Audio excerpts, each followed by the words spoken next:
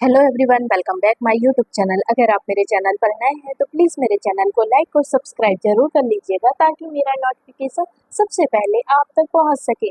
तो चलिए ज़्यादा देर बात नहीं करेंगे, हम सेशन को आगे बढ़ाते हैं। आज का फर्स्ट क्वेश्चन क्या है हमारा? आज का फर्स्ट क्वेश्चन है हमारा, what does incident measure in epidemiology?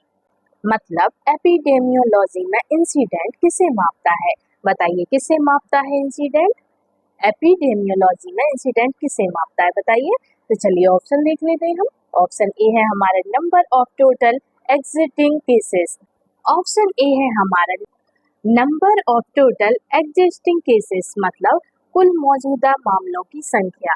Option B है हमारा number of new cases in a time period मतलब एक अवधि में नए मामलों की संख्या। ऑप्शन सी है नंबर ऑफ डेथ्स मतलब मृत्यु की संख्या। ऑप्शन डी है नंबर ऑफ रिकवर्ड केसेस मतलब ठीक हुए मामलों की संख्या। तो बताइए एपिडेमियोलॉजी में इंसिडेंट किसे मापता है? किसे मापता है बताइए, राइट आंसर क्या होगा इसका? क्वेश्चन नंबर फर्स्ट का राइट आंसर बताइए क्या हो जाएगा। चलिए तो राइट आंसर लगा लीजिए इसका, ऑप्शन नंबर बी। क्या हो जाएगा? ऑप्शन नंबर बी हो जाएगा इसका राइट आंसर। पर of new cases in a time period क्या हो जाएगा right answer? Number of new cases in a time period. ठीक है, एक अवधि में नए मामलों की संख्या इसका करेक्ट आंसर हो जाएगा। क्या हो जाएगा? एक अवधि में नए मामलों की संख्या इसका राइट आंसर हो जाएगा। इंसिडेंट क्या है? इंसिडेंस का आशय है कि एक निश्चित अवधि और आबादी में कितने नए रोग के मामले उत्पन्न हुए हैं, ये होता है इसका आशय। ठीक है, इंसिडेंट का मतलब हुआ इंसिडेंट इंसिडेंट का आशय हुआ कि निश्चित अवधि और आबादी में कितने नए रोग के मामले उत्पन्न हुए हैं। ठीक है, यह रोग के फैलाव की गति और जोखिम का संकेत देता है। क्या करता है? यह रोग के फैलाव की गति मतलब रोग फैलने की गति और जोखिम का संकेत देता है। ठीक है, कॉम्प्लिकेशन का संकेत देता है। ओके, तो राइट आंसर लगा लीजिए ऑप्शन नंबर बी। चलिए नेक्स्ट क्वेश्चन पर मूव ऑन करते हैं। क्वेश्चन नंबर आता है टू क्वेश्चन है हमारा, prevalence of a disease is best describe as. क्या बोलेंगे? Prevalence of a disease is best describe as मतलब बीमारी का प्रीवेलेंस मतलब कि प्रचलन किसका माप होता है? बताइए बीमारी का प्रीवेलेंस किसका माप होता है? तो ऑप्शन ए है प्रोपोर्शन ऑफ न्यू केसेस मतलब नए मामलों का अनुपात। ऑप्शन बी है proportion of existing cases at a point. Option B है प्रो ऑप्शन बी है प्रो प्रो ऑप्शन बी है proportion of existing cases at a point मतलब एक समय पर मौजूदा मामलों का अनुपात। ऑप्शन सी हमारा नंबर ऑफ रिकवर्ड केसेस मतलब ठीक हुए मामलों की संख्या। ऑप्शन डी हमारा ड्यूरेशन ऑफ इलनेस मतलब रोग की कालावधि। तो बताइए राइट आंसर क्या हुआ? बीमारी का प्रीवेलेंस मतलब कि प्रचलन किसका माप होता है? किसका माप होता है बताइए राइट आंसर?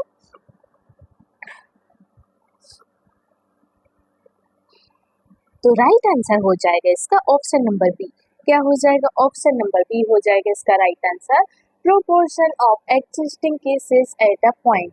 क्या होगा? Proportion of existing cases at a point मतलब एक समय पर मौजूदा मामलों का अनुपात। क्या होगा? एक समय पर मौजूदा मामलों का अनुपात इसका राइट आंसर हो जाएगा। ओके, करेक्ट आंसर लगा लीजिए इसका ऑप्शन नंबर बी।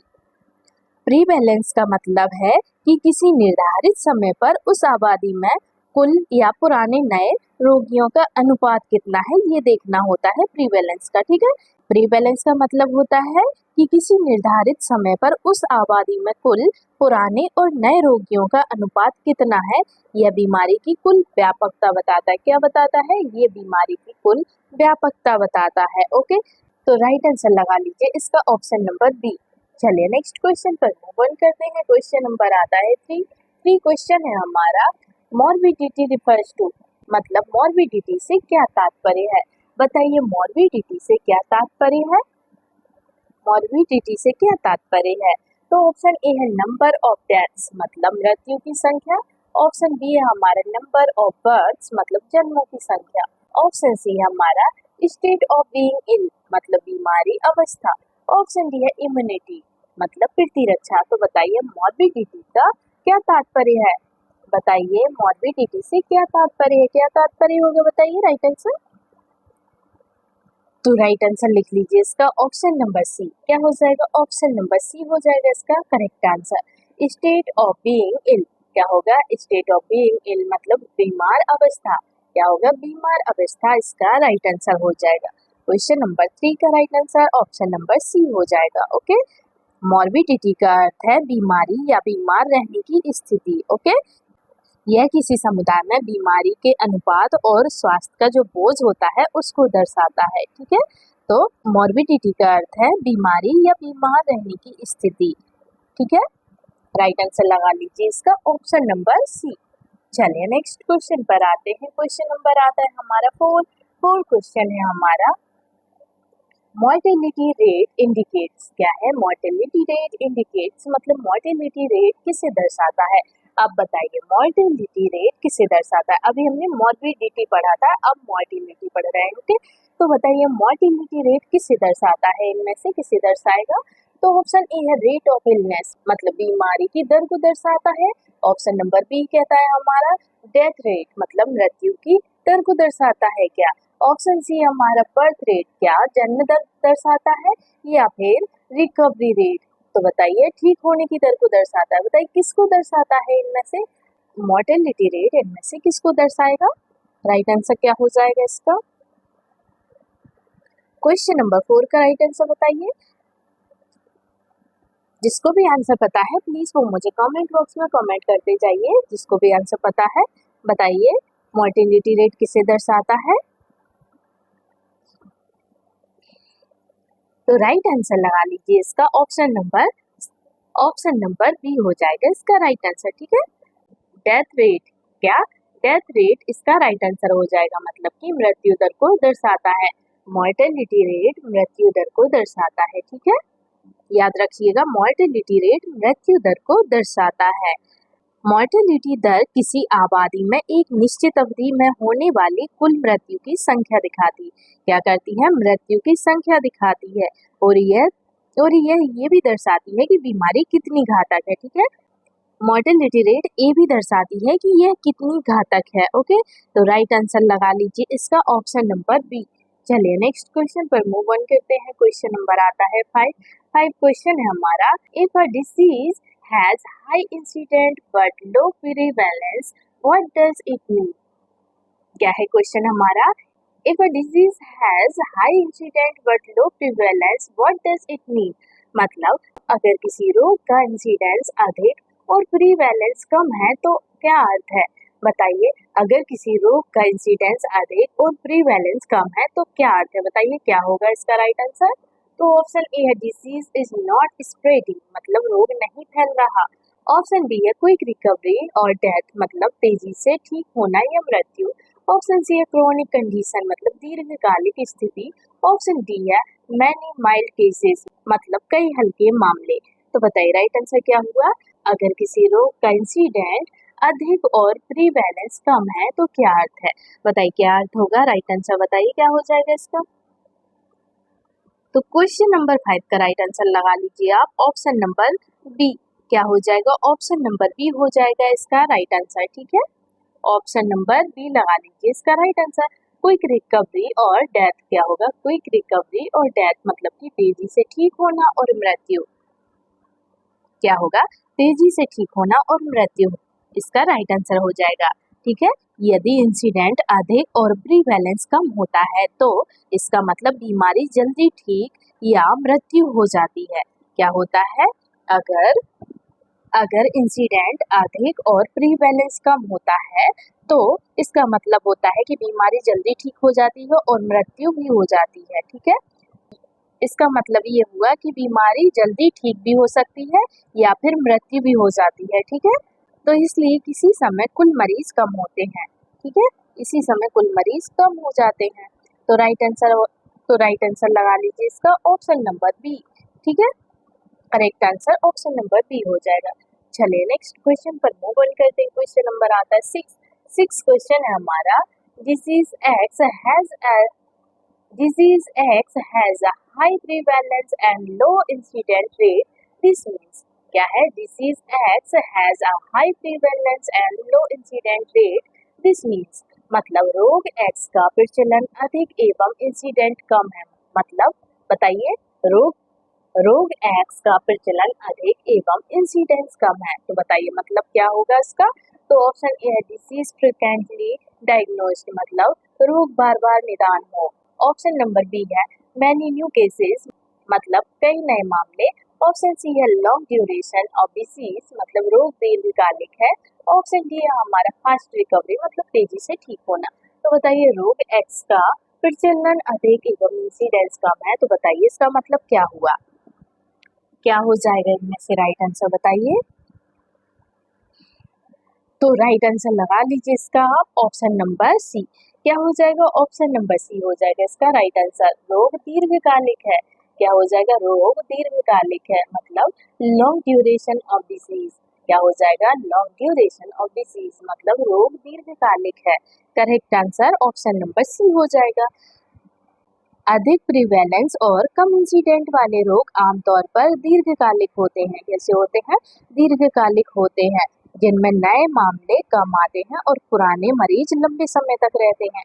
क्या होते हैं, उनमें नए मामले कम आते हैं और पुराने मरीज लंबे समय तक रहते हैं। ठीक है, तो राइट आंसर लगा लीजिए ऑप्शन नंबर सी, रोग दीर्घकालिक है। चलिए नेक्स्ट क्वेश्चन पर मूव ऑन करते हैं। क्वेश्चन नंबर आता है 7 क्वेश्चन है हमारा। इन calculating incidents base population is considered, क्या है, इन calculating incident base population is considered, मतलब इंसिडेंट की गणना में किस जनसंख्या को माना जाता है। बताइए इंसिडेंट्स की गणना में किस जनसंख्या को माना जाता है, किस जनसंख्या को माना जाता है बताइए। तो ऑप्शन ए है टोटल पॉपुलेशन, मतलब कुल जनसंख्या। ऑप्शन बी है ओनली प्रीवियसली हेल्दी, मतलब केवल पूर्व स्वस्थ। ऑप्शन सी है हमारा ओनली ओल्ड केसेस, मतलब सिर्फ पुराने मामले। ऑप्शन डी है ओनली एडमिटेड पेशेंट्स, मतलब केवल भर्ती मरीज। तो बताइए राइट आंसर क्या हो जाएगा। इंसिडेंस की गणना में किस जनसंख्या को माना जाता है, किस जनसंख्या को माना जाता है बताइए। राइट आंसर क्या हो जाएगा क्वेश्चन नंबर 6 का। क्वेश्चन नंबर 7 का राइट आंसर क्या हो जाएगा। तो राइट आंसर लगा लीजिए इसका आप ऑप्शन नंबर ए। क्या हो जाएगा, ऑप्शन नंबर ए हो जाएगा इसका करेक्ट आंसर।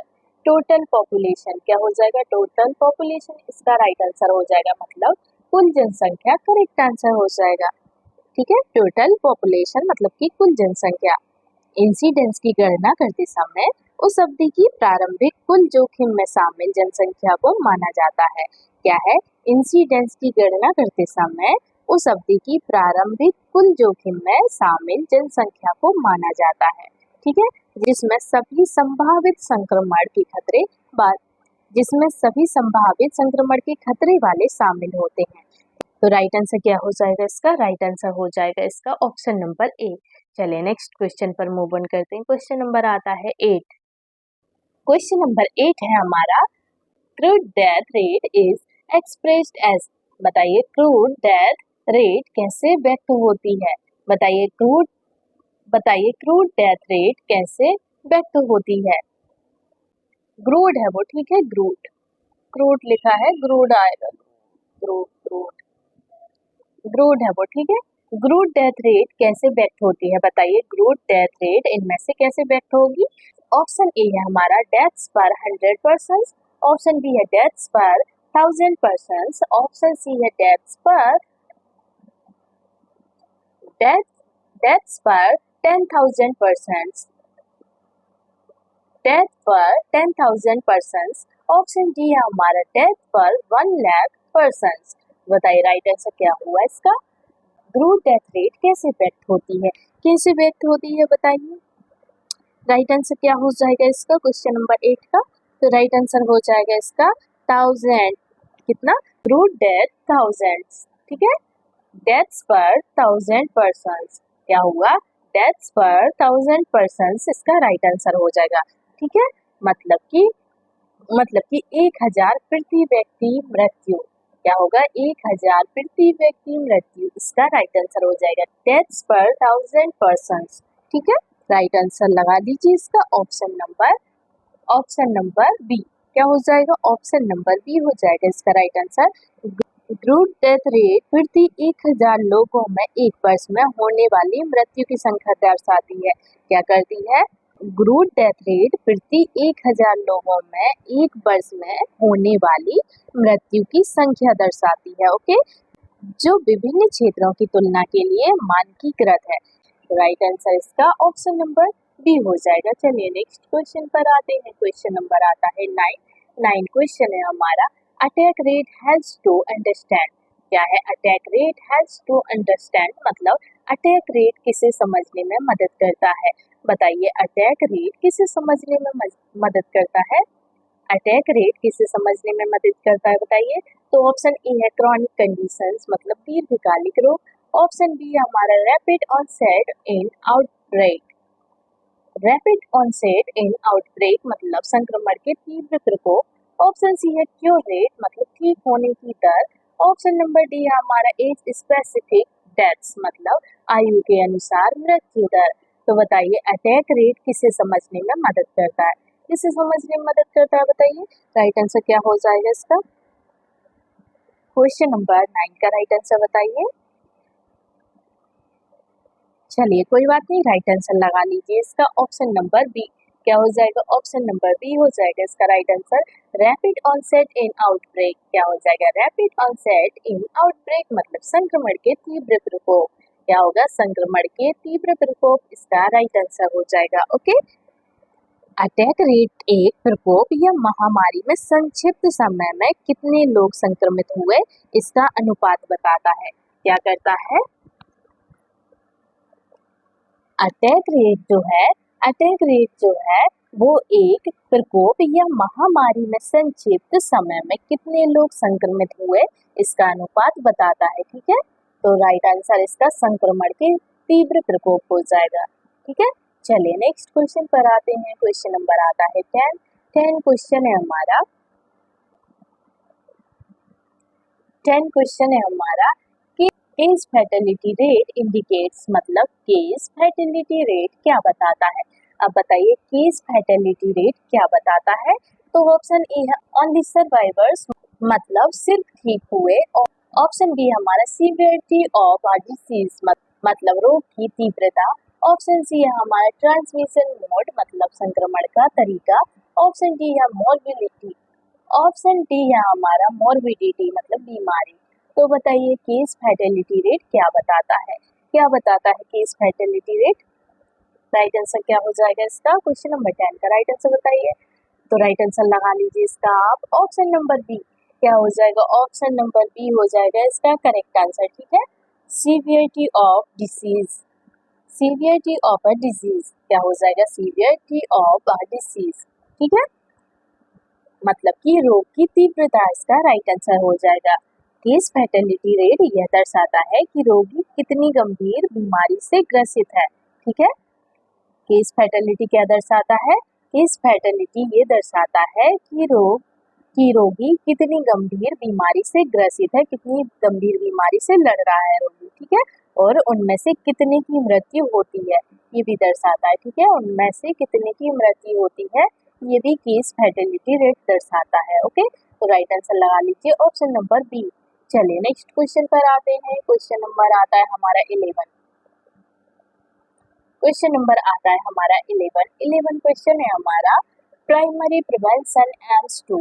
क्या है? प्राइमरी प्रिवेंशन एम्स 2 मतलब प्राथमिक रोकथाम मतलब कि प्राइमरी प्रिवेंशन का उद्देश्य क्या है। बताइए, प्राथमिक रोकथाम की उद्देश्य क्या? बताइए, प्राथमिक रोकथाम का उद्देश्य क्या है। ऑप्शन ए है डिटेक्ट डिसीज अर्ली मतलब रोग शीघ्र पहचानना। ऑप्शन बी है प्रिवेंट डिसीज ऑकरेंस मतलब रोग होने से रोकना। ऑप्शन सी है ट्रीट डिसीज मतलब रोग का इलाज। ऑप्शन डी है रिहेबिलिटेट मतलब पुनर्वास करना। तो बताइए राइट आंसर क्या हुआ इसका? प्राथमिक रोकथाम का उद्देश्य क्या है? क्या उद्देश्य है बताइए। राइट आंसर क्या हो जाएगा इसका? तो राइट आंसर हो जाएगा इसका ऑप्शन नंबर बी। क्या हो जाएगा? ऑप्शन नंबर बी हो जाएगा इसका करेक्ट आंसर। रोग होने से रोकना। क्या होगा? रोग होने से रोकना मतलब कि प्रिवेंट डिसीज ऑकरेंस। क्या हो जाएगा इसका right answer? Prevent disease occurrence मतलब कि रोग होने से रोकना इसका करेक्ट आंसर हो जाएगा। प्राथमिक रोकथाम का उद्देश्य है बीमारी के आने से पहले उसे रोकना होता है। क्या करना होता है? प्राथमिक रोकथाम मतलब कि बीमारी आने से पहले उसे रोकना होता है, जिसे टीकाकरण या स्वच्छता बोल सकते हैं आप। एग्जाम्पल में आप टीकाकरण ले सकते हैं या स्वच्छता। टीकाकरण भी क्या करता है? टीका भी क्या करता है? बीमारी होने से पहले ही रोक लेता है, ठीक है। और स्वच्छता भी बीमारी होने से रोकती है, ठीक है। अगर आप स्वच्छता रखेंगे तो बीमार नहीं होंगे, ठीक है। तो right answer option number B लगा लीजिए। चलिए नेक्स्ट क्वेश्चन पर आते हैं। क्वेश्चन नंबर आता है 12 क्वेश्चन है हमारा। Vaccination is an example of this level of prevention मतलब टीकाकरण किस रोकथाम स्तर का उदाहरण है? बताइए टीकाकरण किस रोकथाम स्तर का उदाहरण है? तो ऑप्शन ए है प्राइमरी मतलब कि प्राथमिक, ऑप्शन बी है सेकेंडरी मतलब माध्यमिक, ऑप्शन सी है हमारा टर्टियरी मतलब कि तृतीयक, ऑप्शन नंबर डी है हमारा नॉन मतलब कोई नहीं। तो बताइए टीकाकरण रोकथाम स्तर का उदाहरण है, क्या उदाहरण है? राइट आंसर क्या हो जाएगा इसका क्वेश्चन नंबर 12 का? तो राइट आंसर लगा लीजिए इसका आप ऑप्शन नंबर ए। क्या हो जाएगा? ऑप्शन नंबर ए हो जाएगा इसका करेक्ट आंसर। प्राइमरी मतलब कि प्राथमिक इसका करेक्ट आंसर हो जाएगा, ठीक है। टीकाकरण प्राथमिक रोकथाम के अंतर्गत आता है। क्या होता है? टीकाकरण जो है वो प्राथमिक रोकथाम के अंतर्गत आता है, क्योंकि यह व्यक्ति को प्रतिरक्षित कर रोग से बचाता है। क्यों करता है? क्योंकि यह व्यक्ति को प्रतिरक्षित कर रोग से बचाता है, ओके, इसलिए करता है। राइट आंसर लगा लीजिए ऑप्शन नंबर ए। चलिए नेक्स्ट क्वेश्चन पर आते हैं। क्वेश्चन नंबर आता है 13 क्वेश्चन है हमारा। Screening test are associated with, क्या है? Screening test are associated with मतलब स्क्रीनिंग टेस्ट किससे जुड़े होते हैं? बताइए इनमें से स्क्रीनिंग टेस्ट किस में जुड़े होते हैं, किससे जुड़े होते हैं? राइट आंसर बताइए। स्क्रीनिंग टेस्ट जो होते हैं वो इनमें से किससे जुड़े होते हैं? ऑप्शन ई है प्राथमिक, ऑप्शन बी है सेकेंडरी, ऑप्शन सी है हमारा टर्टियरी, ऑप्शन नंबर डी है हमारा ऑप्शन नंबर डी है हमारा क्वाटरनरी। तो बताइए इनमें से किससे जुड़े होते हैं स्क्रीनिंग टेस्ट? राइट आंसर क्या हो जाएगा क्वेश्चन नंबर 13 का? तो राइट आंसर लगा लीजिए इसका आप ऑप्शन नंबर बी। क्या हो जाएगा? ऑप्शन नंबर बी हो जाएगा इसका राइट आंसर। सेकेंडरी मतलब कि माध्यमिक किससे जुड़े होते हैं? माध्यमिक। स्क्रीनिंग टेस्ट माध्यमिक से जुड़े होते हैं, ठीक है। स्क्रीनिंग रोग की जल्दी पहचान कर समय रहते उपचार शुरू करने में मदद करती है माध्यमिक रोकथाम, ठीक है। स्क्रीनिंग रोग की जल्दी पहचान कर समय रहते उपचार शुरू करने में मदद करती है, जो हम माध्यमिक रोकथाम बोलते हैं, जिसे हम माध्यमिक रोकथाम बोलते हैं, ठीक है, जो माध्यमिक रोकथाम है। स्क्रीनिंग टेस्ट रोग की जल्दी पहचान कर समय रहते उपचार शुरू करने में मदद करती है, जो माध्यमिक रोकथाम है, ठीक है। राइट आंसर लगा लीजिए ऑप्शन नंबर बी, माध्यमिक। चलिए नेक्स्ट क्वेश्चन पर आते हैं। क्वेश्चन नंबर आता है 14 क्वेश्चन है हमारा। रिहैबिलिटेशन आफ्टर इलनेस इज, क्या है? रिहैबिलिटेशन आफ्टर इलनेस इज मतलब बीमारी के बाद पुनर्वास है। बताइए बीमारी के बाद पुनर्वास है, क्या है? ऑप्शन ए है हमारा प्राइमरी प्रिवेंशन, ऑप्शन ए है प्राइमरी प्रिवेंशन मतलब प्राथमिक रोकथाम, ऑप्शन बी है हमारा सेकेंडरी मतलब कि माध्यमिक, ऑप्शन सी है हमारा टर्टियरी प्रिवेंशन मतलब तृतीयक रोकथाम, ऑप्शन डी है हमारा प्रीमोर्डियल। बताइए राइट आंसर क्या हुआ इसका? बीमारी के बाद पुनर्वास है। बताइए क्या है पुनर्वास? इनमें से क्या हुआ राइट आंसर क्वेश्चन नंबर 14 का? तो राइट आंसर लिख लीजिए इसका आप ऑप्शन नंबर सी। क्या हो जाएगा? ऑप्शन नंबर सी हो जाएगा इसका करेक्ट आंसर। तृतीयक रोकथाम क्या हो जाएगा? तृतीयक रोकथाम इसका राइट आंसर हो जाएगा। टर्टियरी प्रिवेंशन क्या हो जाएगा? टर्टियरी प्रिवेंशन इसका करेक्ट आंसर हो जाएगा, ठीक है। रोग के बाद पुनर्वास विकलांगता को कम कर रोगी की कार्य क्षमता का बहाल करता है, ठीक है, जो तृतीयक रोकथाम है, जिसे हम क्या बोलते हैं? तृतीयक रोकथाम बोलते हैं। रोग के बाद पुनर्वास विकलांगता को कम कर रोगी की कार्य क्षमता बहाल करता है, जिसे हम तृतीयक रोकथाम कहते हैं। करेक्ट आंसर लगा लीजिए ऑप्शन नंबर सी। चलिए नेक्स्ट क्वेश्चन पर आते हैं। क्वेश्चन नंबर आता है 15 क्वेश्चन है हमारा। Health education mainly helps in. क्या है? Health education mainly helps in, मतलब स्वास्थ्य शिक्षा मुख्य रूप से किसमें मदद करती है? बताइए, स्वास्थ्य शिक्षा मुख्य रूप से किसमें मदद करती है? तो ऑप्शन ए है प्राइमरी प्रिवेंशन, मतलब प्राथमिक रोकथाम।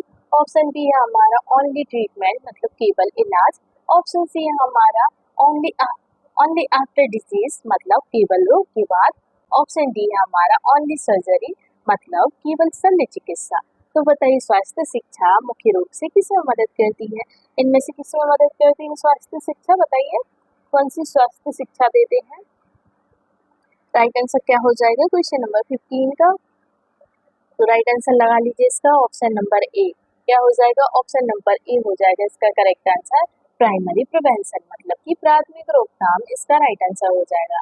क्या हो जाएगा? प्राथमिक रोकथाम इसका राइट आंसर हो जाएगा। ओके, स्वास्थ्य शिक्षा लोगों को रोग से बचने के तरीके सिखाकर प्राथमिक रोकथाम में सहायक होती है। क्या होती है? स्वास्थ्य शिक्षा लोगों को बचने से क्या होती है? स्वास्थ्य शिक्षा लोगों को रोग से बचने के तरीके सिखाकर प्राथमिक रोकथाम में सहायक होती है। ठीक है, राइट आंसर लगा लीजिए ऑप्शन नंबर ए। चलिए नेक्स्ट क्वेश्चन पर आते हैं। क्वेश्चन नंबर आता है 16 क्वेश्चन है हमारा, early diagnosis belongs to which prevention. क्या है?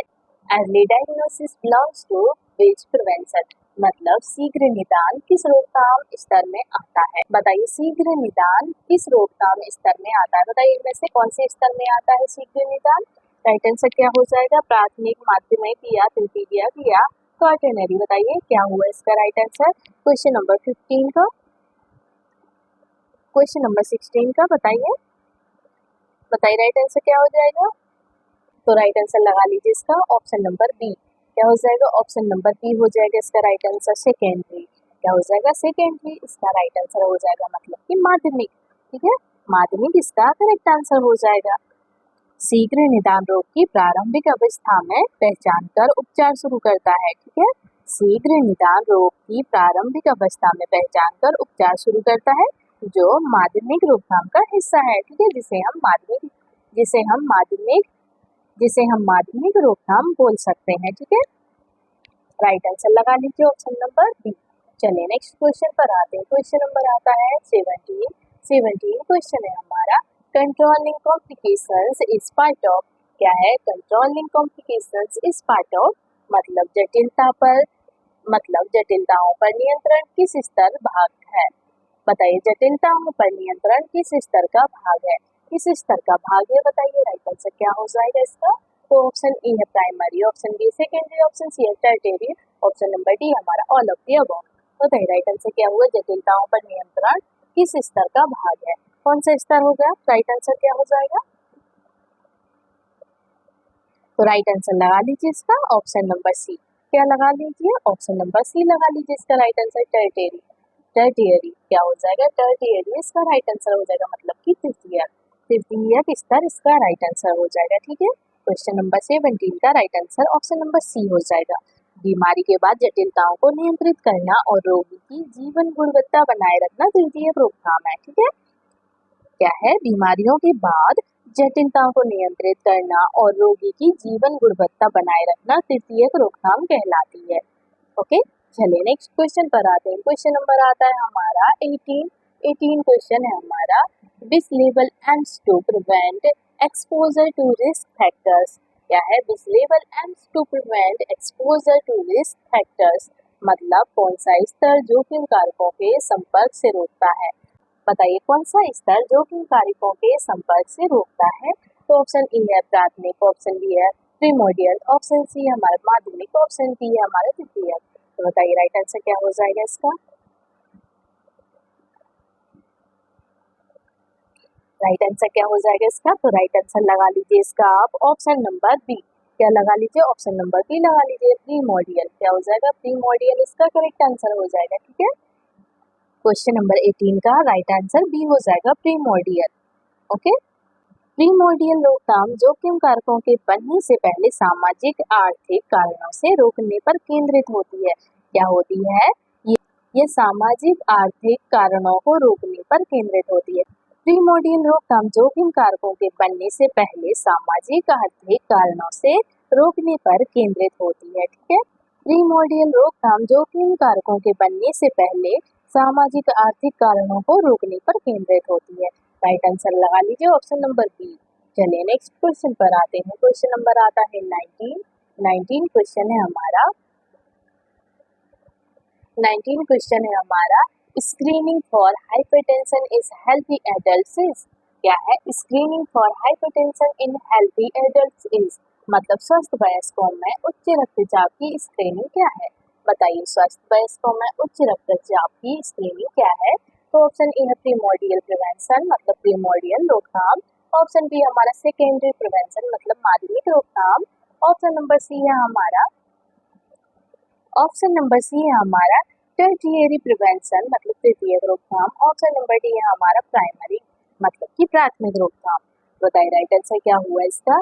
स्वस्थ वयस्कों में उच्च रक्तचाप की स्क्रीनिंग क्या है। क्या है उच्च रक्तचाप की स्क्रीनिंग। राइट आंसर क्या हो जाएगा क्वेश्चन नंबर 19 का।